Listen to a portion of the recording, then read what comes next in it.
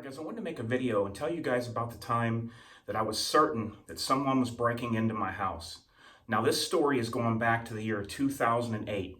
And what I'm going to do is I'm going to give you some details. I'm going to give you a little bit of mindset in that situation and a little bit of the legalities and crossing certain lines inside versus outside the home and some different things like that.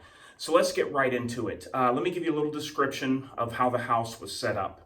So basically, let's say that I'm in the main room of the house when you come in the front door, like where your television would be and things like that.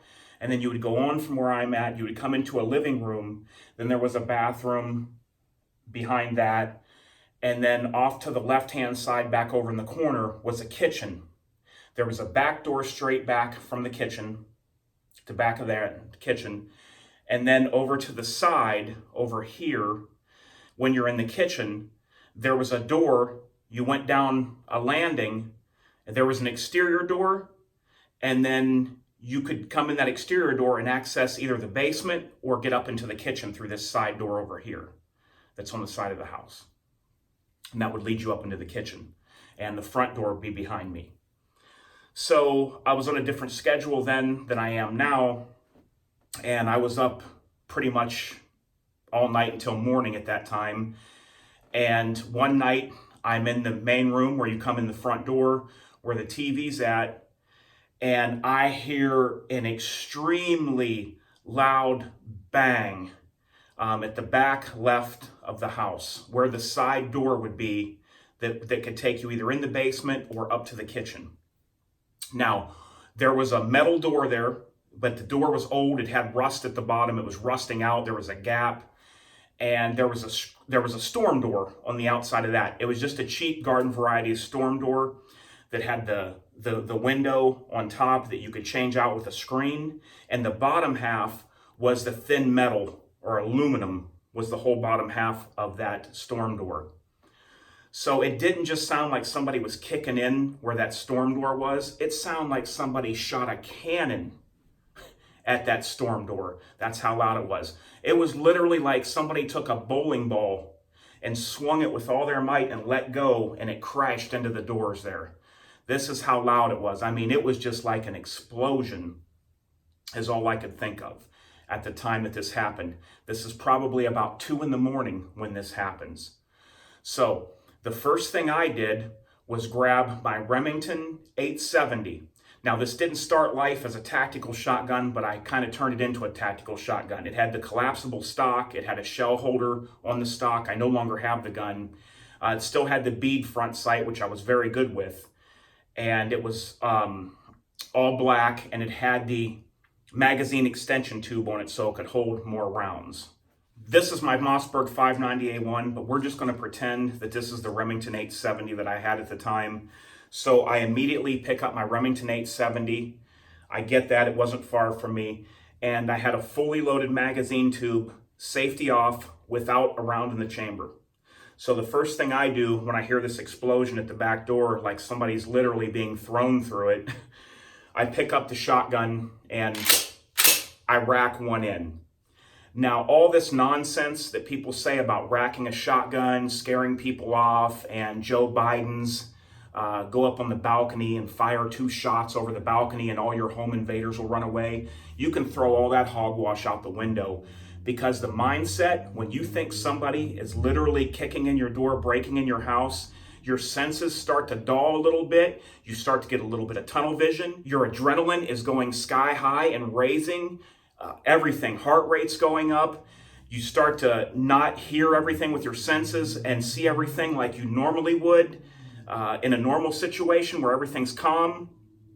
And you got to understand, when people like these politicians like Joe Biden try to speak about things like self-defense and home defense, this is coming from a man that's surrounded by Secret Service with automatic weapons, and a man who spent his whole adult life living in gated, locked down communities with security all around him, even before he was vice president. He has no idea of anything about the real world or what happens in these kind of scenarios. I don't think he's ever been in any kind of danger in his life. And I know he's never even been in a bad neighborhood or walked through a bad neighborhood. I can almost guarantee you that. Now, I know somebody will probably try to say something about when he was a kid or something. But the bottom line is Joe Biden has lived in gated communities that were locked down with full security since he was an adult. So when these people speak of these things and they laugh, all you need to do is rack a shotgun and shoot it over the side of the balcony, and they laugh about it, and they try to put that mindset on you that may live in a bad neighborhood, it just does not compute. It does not add up. Now, I might have also forgot to mention, this house was in a very bad neighborhood, one of the worst parts of town, and it was right on the cusp of downtown. You had everything going on down there, drug dealing, prostitution, anything you could think of, pretty much, you name it, it had it in that area. So I get the Remington 870, I rack one in, I have it at the low ready. Now, the one thing that I do remember, even though your senses try to dull out, you got to keep on top of everything, and you got to keep grounded, okay, when this is going on, when somebody's kicking in your door. The one thing, though, I always remember that I'll never forget, the one thing that I always knew in my mind that I felt, I don't even remember my feet touching the floor with each step I took, but what I do remember is one thing I'll never forget. Picture this receiver being plain on this side with nothing on it. I remember knowing my finger, feeling the flat part of the receiver, knowing that it was nowhere near the trigger. Because that was the most important thing to me. When I thought that I may have to take a life here or use this shotgun in self-defense, all I could think of was, until that time comes, I cannot let this shotgun discharge until I fully know and am fully aware what's going on. Even though I heard the door being smashed, I still would never let a round go off until I knew what was going on in the situation. So I always remembered that I always felt my finger on that flat side of that receiver way up here. And that was, I don't even remember my footsteps, but I always remember that finger, that feeling of that steel on my finger. Because that's the only thing my mind was on, was if I needed my finger to go from point A to point B, that's where my mind was, okay? So I'm walking down the hallway. It's not actually a hallway. It's a little bit of a hallway.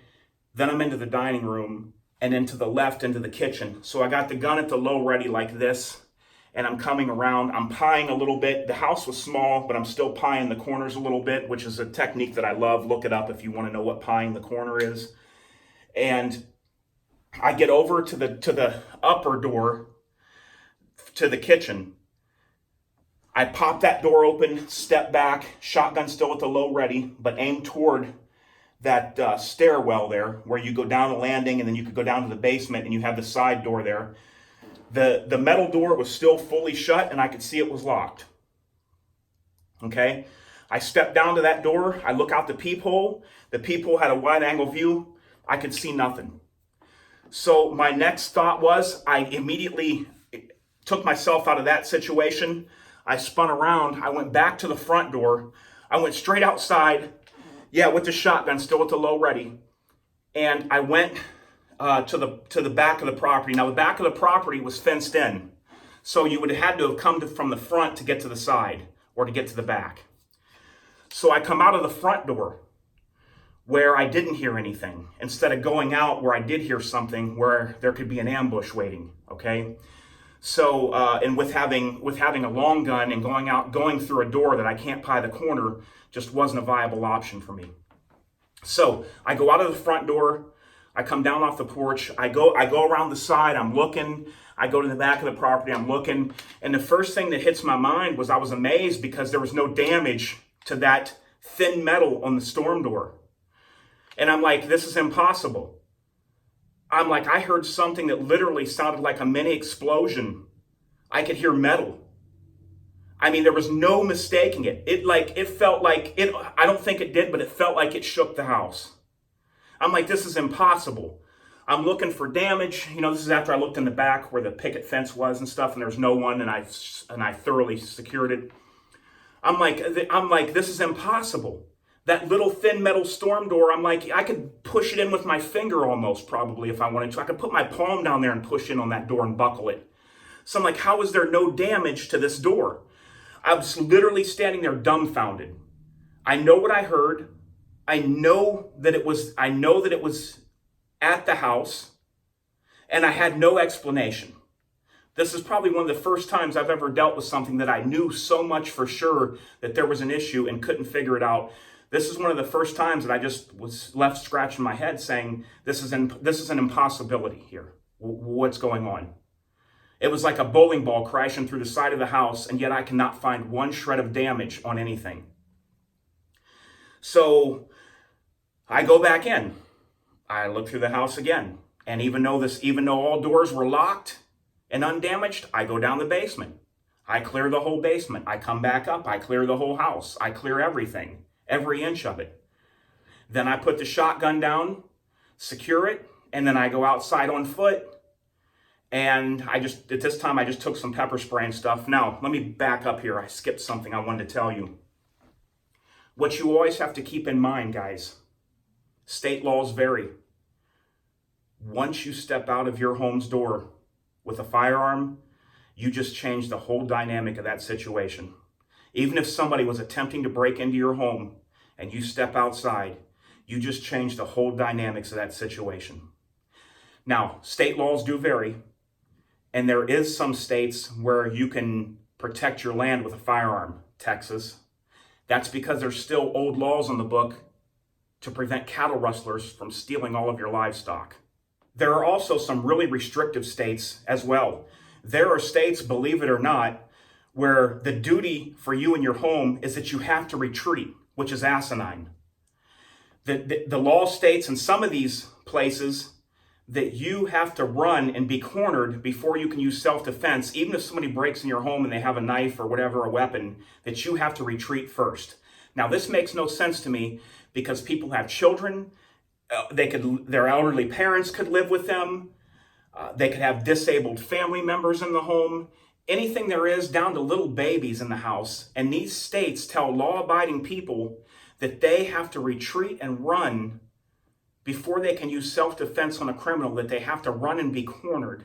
So some of these states give more rights to the criminal than they do the law-abiding citizen gun owner in his own home. Now, if you have what's called castle doctrine, you're covered. Okay, but back to what I was stating before. If you go outside of your home and you step foot out that door with a firearm, and you thought your door was getting kicked in the back, you now change the whole dynamic of this. Now, when you're outside, in order for you to use that firearm, it has to rise to a certain level.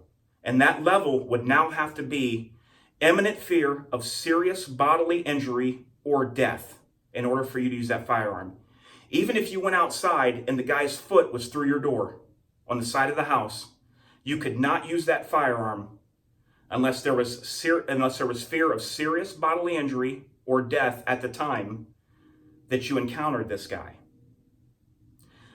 So, if you were to go outside and the guy came at you with a machete from the backyard, it would be just like if you were any place else on this earth and you had your firearm legally, you could use it in self-defense.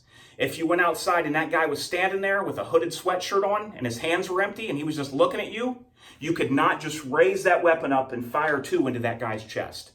You would have a hard time getting out of doing prison time, and you better have a couple $100,000 for that lawyer.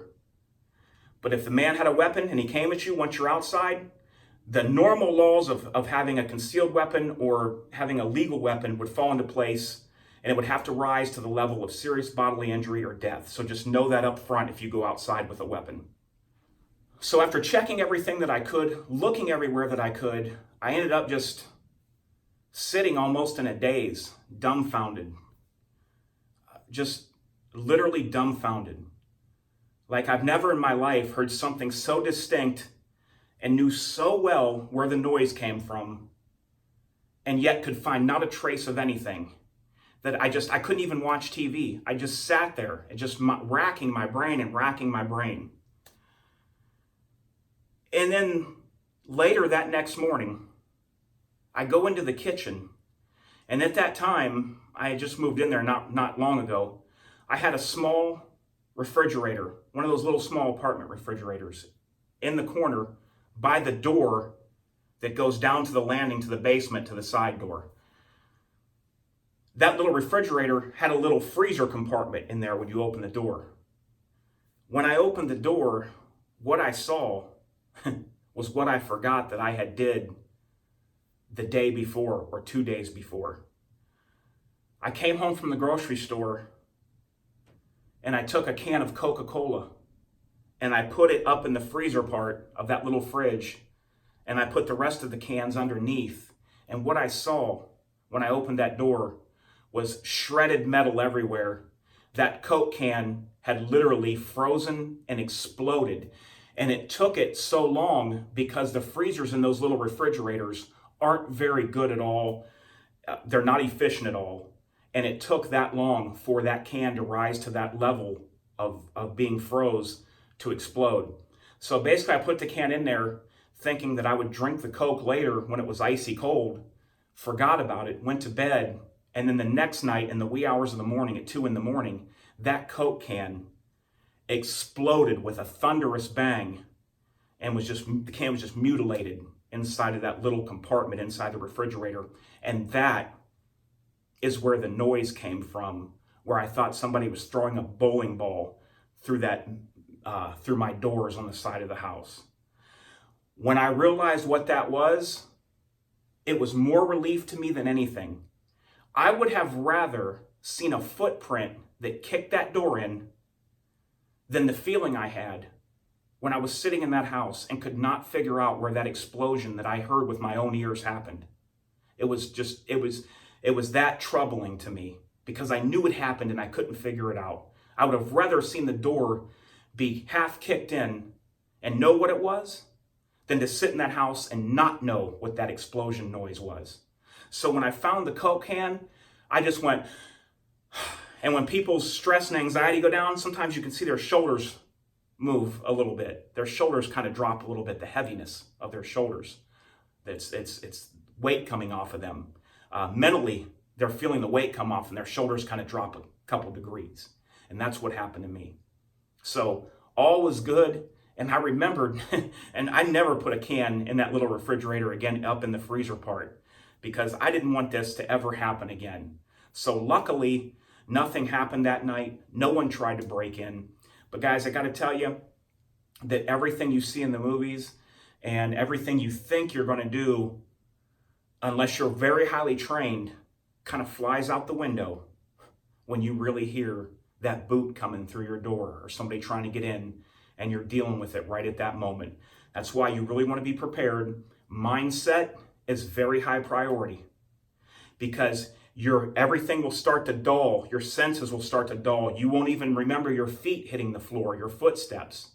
You'll have a sort of a tunnel vision because you're not knowing if you're going to live or die in this situation or what the person's coming in with. And just the fact of you thinking in your own mind that you may be taking a life here shortly. That weighs heavy on a man's mind. So get a plan, guys. Get the plan down. I know there's going to be a lot of comments down below. A lot of people's going to say you did the wrong thing. People's going to say you did great. Everybody has an opinion. I don't care. Comments are going to be turned on. You can say whatever you want. In the situation there, and with my mindset, I did it the most appropriate way that I felt to do it, knowing once I stepped out of the threshold of that front door that it would have to rise to a certain level in order to use deadly self-defense. That's pretty much all that mattered. All right, guys, I hope you enjoyed that story. And until next time, this is DOF, and I am out.